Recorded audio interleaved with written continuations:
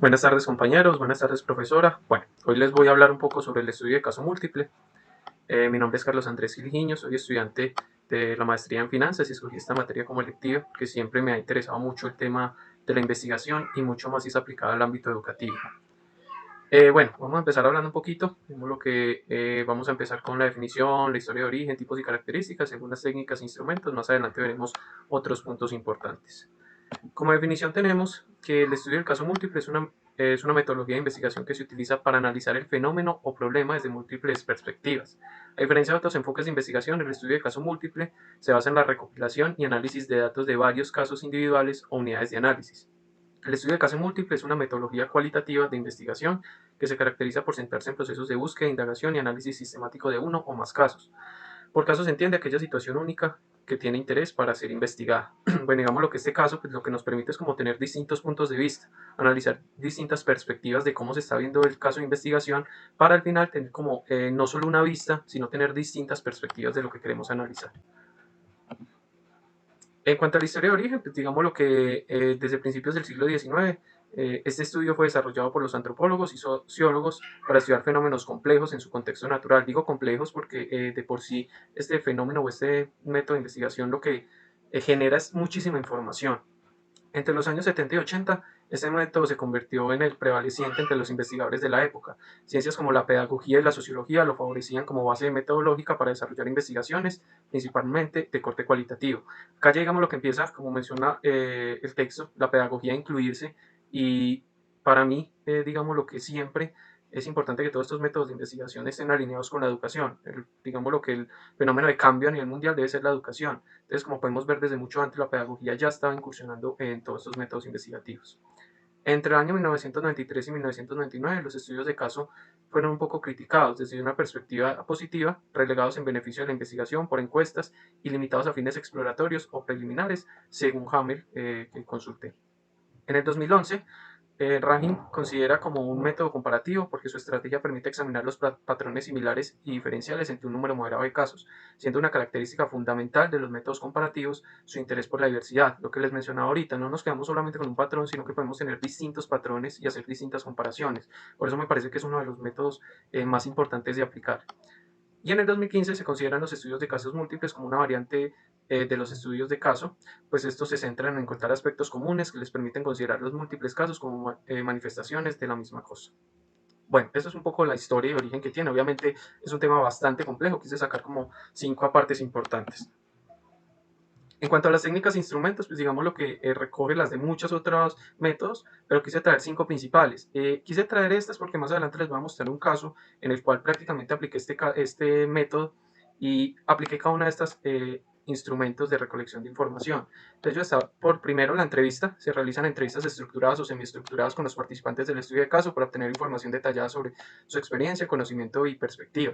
En este punto es importante aplicar las entrevistas distinto a un tema de encuestas, porque considero que en las entrevistas uno puede tener un análisis más detallado de lo que la persona está opinando sobre el tema que estamos investigando. La observación, que para mí sí elemental, se lleva a cabo una observación directa de los participantes y sus interacciones en el contexto del estudio de caso. Se pueden utilizar diferentes técnicas de observación, como la observación participante y la observación no participante. Análisis de documentos, obviamente pues se deben examinar y analizar documentos relevantes como informes, registros, archivos, notas de campo, entre otros. Adicionalmente, estos documentos proporcionan información adicional y contextual sobre el caso o los casos de estudio que se tengan. También se va a analizar contenido, se realiza un análisis sistemático de los datos recopilados, como transcripciones de entrevistas, notas de observación y documentos. Este análisis implica identificar temas, patrones y categorías relevantes en los datos. Y un tema de triangulación, digamos, utilizar la triangulación para validar y fortalecer los hallazgos de los estudios de caso múltiple. Esto implica combinar diferentes técnicas e instrumentos de recolección de datos y comparar los resultados obtenidos para obtener una imagen más completa y precisa. Bueno, eso en cuanto a las 4 primeros puntos.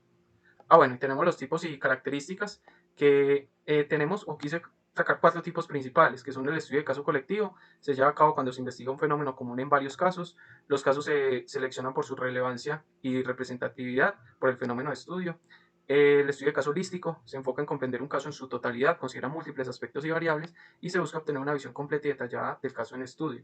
El estudio de caso comparativo se realiza para comparar y contrastar diferentes casos con el objetivo de identificar similitudes y diferencias, y se busca comprender cómo factores contextuales influyen en los resultados. Y el estudio de caso intrínseco se realiza cuando el caso en sí mismo es de interés y se busca comprenderlo en profundidad. Se investiga un caso específico sin buscar generalizaciones. Digamos lo que son 4 tipos que se alinean con el tema principal, es que se estudia el caso múltiple.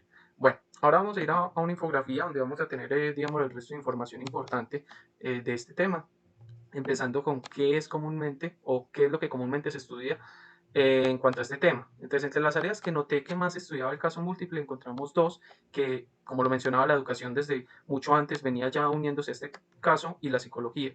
En el caso de la educación, se investigan temas como la efectividad de diferentes métodos de enseñanza, el impacto de programas educativos en el rendimiento estudiantil y la evaluación de estrategias de inclusión educativa.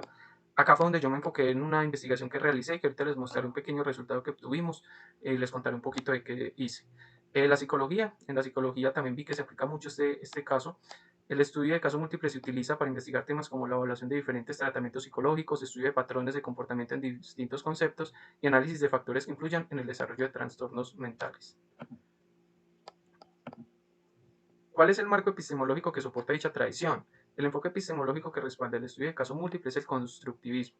El constructivismo sostiene que el conocimiento es construido por los individuos a través de la interacción con su entorno y la interpretación de información disponible. En el contexto del estudio de caso múltiple, esto implica que los investigadores busquen comprender y construir significado a partir de las múltiples perspectivas y experimentos de los casos estudiados. Creo que es muy claro, se enfoca en el constructivismo, uno se encarga de construir todos sus hallazgos, todas sus escenas, digámoslo así, de la investigación y demás. Adicionalmente, me parece importante que este método se ajuste a los objetivos de la investigación. Pude ver de que se ajustaba porque es particularista, se centra en el estudio de situaciones únicas y concretas que desarrollan en el momento de la investigación. Adicionalmente, esto es descriptivo. Obtiene una descripción exhaustiva y cualitativa de los casos estudiados, realizados a partir de las proposiciones teóricas que constituyen la guía para una correcta recolección de datos y su posterior análisis.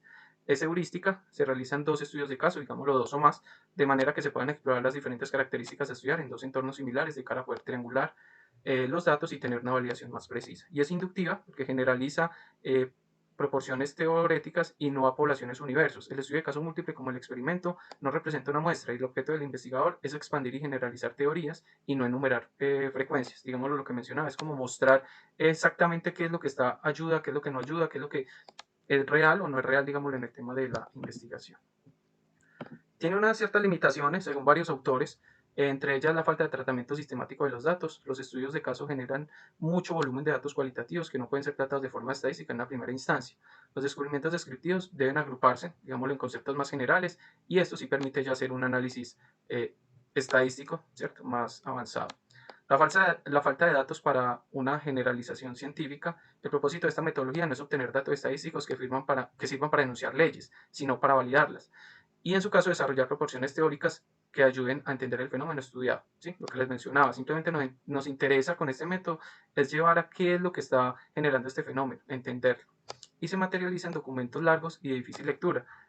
Obviamente al tener tanta información, pues obviamente los documentos van a quedar bastante amplios y va a ser un poco más difícil o va a tomar más tiempo el análisis de los mismos. En cuanto a los retos, en los retos llevados al ámbito educativo, digamos que la recopilación de datos puede ser compleja y requerir una gran cantidad de tiempo y recursos. Digámoslo, al aplicar todos estos instrumentos y al tener varios casos, pues obviamente va a requerirse, aparte de tiempo, recursos pueden ser financieros y demás. La selección de casos adecuados puede ser un desafío, ya que se deben considerar diferentes variables y contextos educativos. Acá no nos debemos enfocar solamente en cómo se hace en una institución o cómo se hace en cierta asignatura o cómo lo hace un docente, sino que debemos tener abierto el mundo a cómo lo hacen distintas instituciones, cómo lo hacen distintas docentes y cómo lo hacen en distintos países, por ejemplo. La interpretación de los resultados puede ser subjetiva y depende en gran medida de la habilidad y experiencia del investigador. Obviamente, pues acá va más ligado al tema de investigación que se tenga, ¿sí? Si uno escoge un tema en el cual se siente confianza y lo ha manejado, pues obviamente esa experiencia investigativa pues va a ser más fácil de interpretar los resultados. En cuanto a implicaciones, pues permite obtener una comprensión más profunda y holística de un fenómeno educativo al examinar múltiples casos, proporciona evidencia rica y detallada que puede ayudar a informar la toma de decisiones y mejorar las prácticas educativas y promueve la transferibilidad de los hallazgos, ya que puede identificar patrones y tendencias en diferentes contextos. Estas son algunas de las referencias, obviamente tomando en cuenta las que nos proporcionó la profesora y algunas aparte que me parecieron importante traer a referencia, ¿cierto? Ahora quiero contarles un poquito de cómo este método lo apliqué directamente a un proyecto educativo que mencioné o que tengo, que es explorando el potencial educativo de Minecraft en la enseñanza de la educación superior. Resulta que analizando casos vi que los estudiantes, nosotros, o más bien yo trabajo en una institución de educación superior, técnica y tecnología, y donde pueden entrar estudiantes desde décimo. Y noté que los estudiantes eran muy llevados a los videojuegos, ¿cierto? En muchos casos no prestaban atención a las clases por centrarse en los videojuegos. Entonces, vi que este caso se relaciona directamente con el proyecto. ¿Por qué? Porque teniendo en cuenta que nos enfocamos en diferentes maneras de enseñanza de la asignatura contabilidad básica en la educación superior. Cada caso representa una forma única de enseñar este tema, permitiendo comparar y contrastar los resultados obtenidos. Entonces, me puse a ver cómo enseñaban en distintas instituciones, cómo enseñaban distintos profesores esta asignatura y aplicar este método de enseñanza, Minecraft, mediante, más bien, aprendizaje basado en juegos mediante Minecraft en la institución donde trabajo, ¿cierto? Entonces, al utilizar esta estrategia, pude, digamos, analizar y evaluar las distintas estrategias, compararlas, y noté de que con este método de enseñanza, los estudiantes, primero, prestaban más atención. Segundo, al haber un componente de competitividad, los estudiantes querían o se esforzaban por superar a sus compañeros. Entonces, me parece que este método sí nos permite, digámoslo, tener esa perspectiva, digámoslo, de análisis y de saber qué puede servir más para el tema de la educación.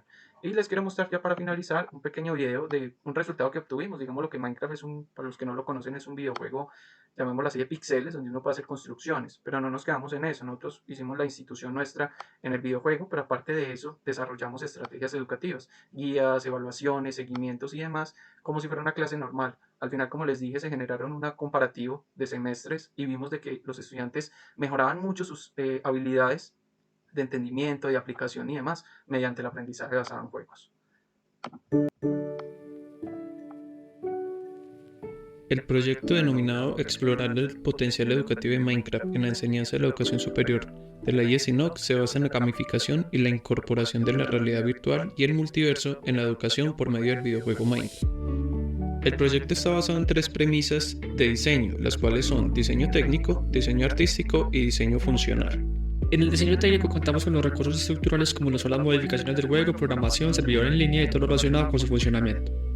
El diseño artístico es la expresión visual del proyecto en la que convertimos la vida real en una virtual, por medio de la construcción de bloques y voxels y hacer mejoras gráficas de Minecraft e incorporar áreas con temáticas destinadas a consumar una función. El diseño funcional es la ejecución del proyecto dándole herramientas a los estudiantes de manera individual con guías o grupal con el multijugador para ejercer el aprendizaje jugando a la vez que aprende.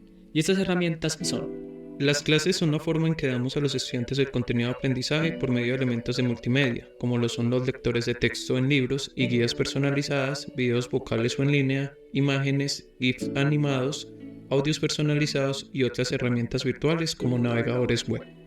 los exámenes se presentan de diversas formas interactivas y funcionales, como preguntas y respuestas, laberintos, pruebas grupales o competitivas, pruebas cronometradas, entre otras. Los recorridos son actividades de exploración y aprendizaje como misiones, búsquedas, historias, museos y conferencias.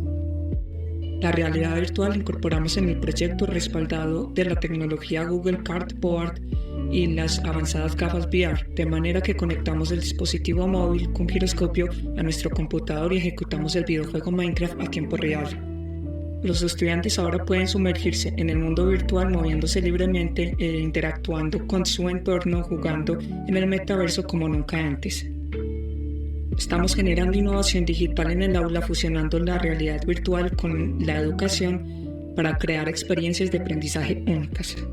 Bueno, compañeros y profesora, pues esto es, digámoslo, un acercamiento a este tema. La verdad, no soy un ducho en este tema, pero me pareció muy importante y, digámoslo, un método que la verdad sirve mucho para hacer una investigación en la cual pueda uno tener diferentes perspectivas. Muchas gracias.